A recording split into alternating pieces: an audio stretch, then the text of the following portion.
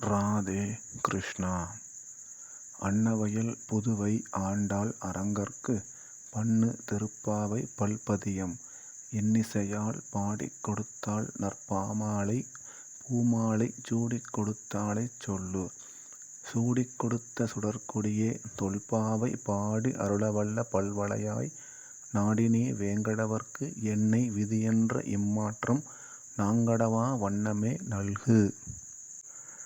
பாதகங்கள் தீர்க்கும் பரமனடி காட்டும் வேதம் அனைத்திற்கும் வித்தாகும் கோதை தமிழ் ஐயைந்தும் ஐந்தும் அறியா மானிடரை வையம் சுமப்பதும் வம்பு.